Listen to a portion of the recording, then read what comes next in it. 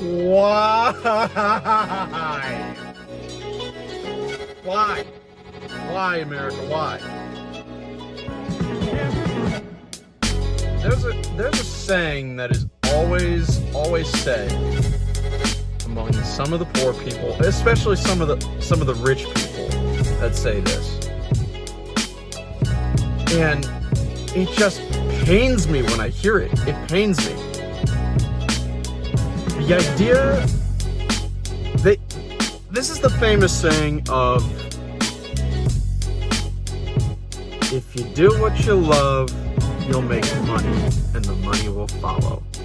If you do what you love, the money will follow. If you do what you love, the money will follow. If you do what you love, the money will follow. Why? Why is it so repeated in this goddamn country? Why? Why? I'm gonna tell you why. Why I take a contrarian approach to this. Because it's a flat-out half-truth at best. It's a half-truth at best. And I'm going to tell you why in the Money Mastermind show. Anyways, welcome back to another Money Mastermind show. I'm going to teach you how to get your finances, how to get your mindset right, how to get your money right, and how to get your life on the right track. There's a lie that's constantly stated in the wealth world, or even in anything that's regarding to your dreams. If you do what you love, the money will follow. If you do what you love, the money will follow. I know a lot of people that say this, especially a couple wealthy people like Mark Cuban, or even I think I've heard Warren Buffett say this, or even Bill Gates. Some of the other wealthy have said this as well. But most notably, Mark Cuban. Down in the lit right now for a gym. Anyways, they always say, do what you love and the money will follow. I don't agree with that. I say it's a half-truth at best. The reason being is that, let's say for instance you love creating art. You love painting those nice little details, kind of like Bob Ross. You love creating those nice details on your painting and freaking making little happy little bushes. But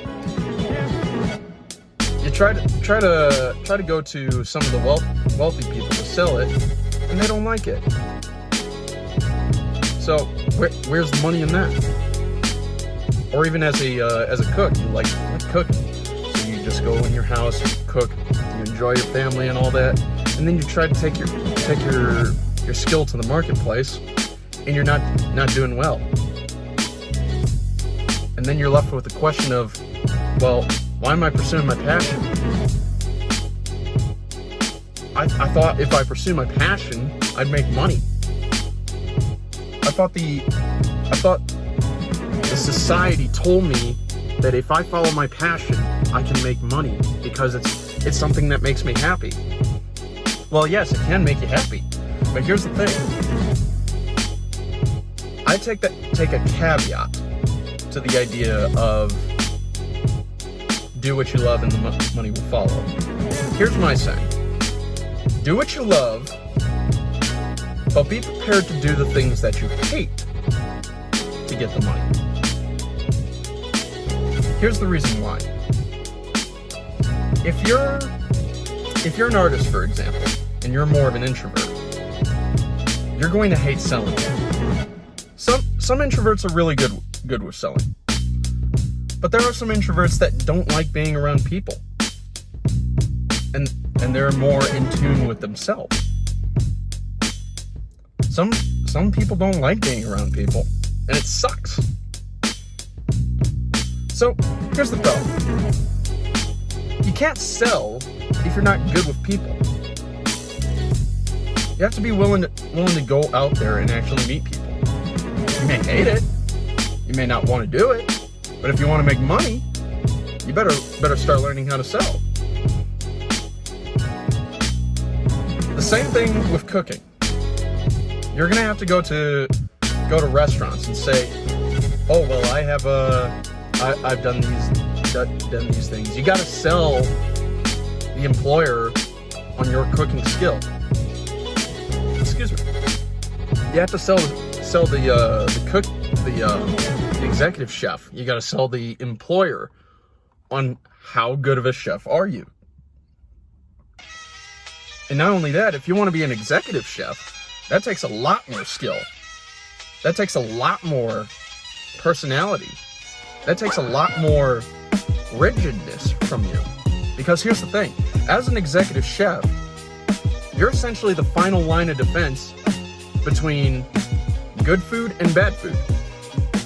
Whether good food goes out to the client or bad food goes out to the client. Usually the executive chef, with assistance from a sous chef, is always the front line and always says, hey, this food's good, it's good to go, send it out to the tables. Or, this food is shit, send it back to the cooks.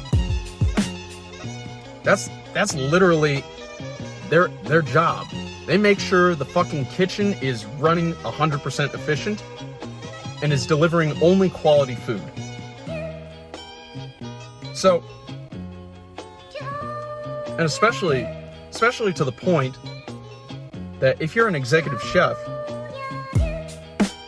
metaphorically speaking, your name is written on every single plate that you send out to the clientele. So that's a risk that you're taking. If, for example, you get a bad meal that you send to a client's going to get pissed. And they're going to have a hissy fit, and then they're going to send it to the manager. And the manager is going to get pissed at you because you were the last line of defense. You were the last quality inspector to look at the food, make sure it was good, make sure it's cooked properly, and sent it out.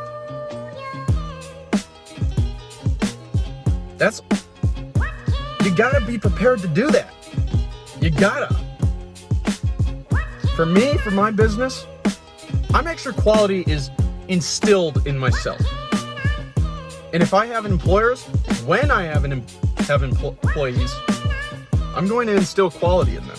I'm going to instill service to them. Yes, they may like selling. They may like doing financial services. They may like doing these things. But they're going to have to learn to do things that they hate. Such as, you gotta learn how to sell. You gotta learn how to write up charts. You have to learn how to get with clientele and actually be on the level with them. If you can't handle that, I don't need you as an employee. But that's down the line.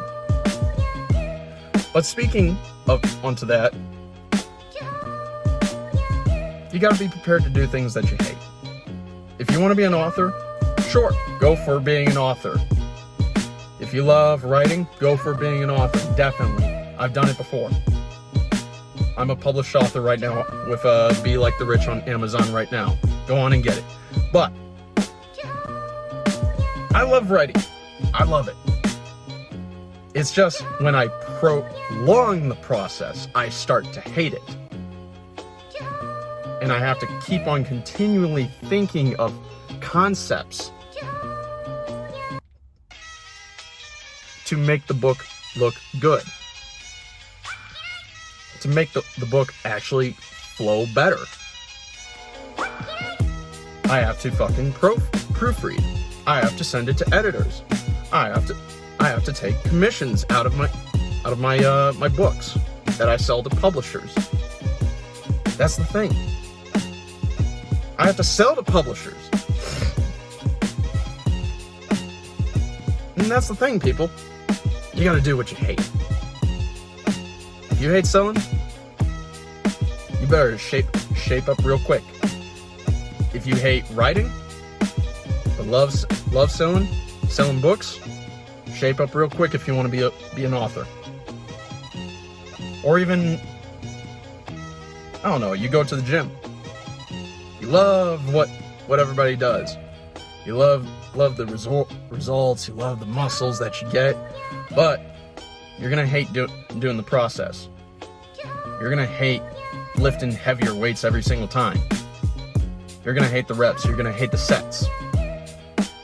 You're gonna hate the long, arduous hours that you'll spend every other day or every day just trying to get the body that you want. You're gonna hate the dieting process. You're gonna hate having to eat different foods that you're not accustomed to, such as chicken, steamed vegetables, pasta, rice. You could be on the keto diet and start eating just vegetables and meats. It's completely different for you, and you're going to hate it. You are going to hate it. But here's the thing. It makes you better. And when you do the things that you hate, it makes you better in that art as well. When you start tolerating what you're doing, what you hate. Let me rephrase it. When you start doing enough of something that you hate, you start getting better at it. You start getting more advice about it. You start getting more efficient at it. And that's when you start to become tolerant of it. And when you become tolerant of it, you know you're going in the right process, right direction. Do the things that you hate. I mean, yes, do the things that you love. I mean, you can be an artist. You can be a financial consultant. You could be a lawyer. You could be a teacher. Hell, I know teachers that enjoy their jobs. They love being a teacher for public schools or private schools. But here's the thing. You got to do the things that you hate. If you hate being around kids as a teacher, you're going to have to suck it up and do it. Become a better teacher so that you can get more money out of it. Once you become more tolerant and more likable toward kids, then you start to like your job even more, which provides a positive feedback loop. You like your job more, you do the things that you hate, you become more tolerant of them, and you progress. You progress in your skill levels. Do the things that you hate. Do the things that you love. But be prepared to do the things that you hate. It's detrimental to your success. Anyways, that's enough of my rant. This is Dante Kennedy-Harrison, also known as Money Mastermind. I'll see you next time. Also, like, comment, subscribe, share. Keep doing all that you do. Keep watching my videos. I appreciate and love every single subscriber and every single viewer that takes the material that I teach them and applies it to their life. It changed my life, and I want to change your lives as well. But anyways, like, comment, subscribe. Get with me if you want to get some financial counseling. And I'll see you next time. God bless.